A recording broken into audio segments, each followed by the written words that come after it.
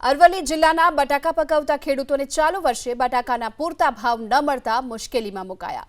ગત વર્ષે બટાકાનો ભાવ પ્રતિ 20 કિલો 283 રૂપિયા હતો, જે ચાલુ વર્ષે ઘટી અને થઈ ગયો છે 180 રૂપિયા પ્રતિ 20 કિલો, જેના કારણે ખેડૂતોની રાત દિવસની મહેનત, બિયારણ, ખેડ, મોંઘું ખાતર, મજૂરી આ તમામ પર પાણી ફરી વળ્યું।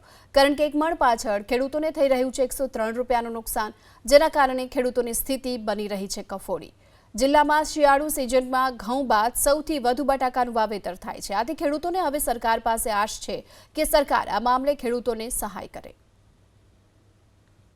આજે બટાકાનું વાવેતરમાં બહુ પુષ્કળ મંદી આવી ગઈ છે। ગયા વર્ષે ગત વર્ષના મુજબ જોવા જઈએ તો ગત વર્ષ 280 રૂપિયા રેટ હતો।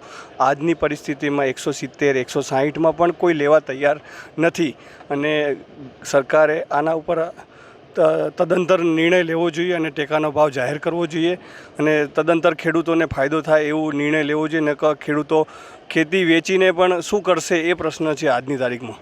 વીઘે 60 થી 70 હજાર રૂપિયા ખર્ચો થાય છે ને આવક આ વર્ષે 60 થી 70 હજાર રૂપિયાની આવક થાય તો શું મળે ખેડૂતોને નુકસાનનું વર્ષ છે આ વર્ષે। એટલે સરકાર કંઈક જુએ, MSP ઉપર ખરીદી ચાલુ કરે તો ખેડૂતોને કંઈક સારું વળતર મળે।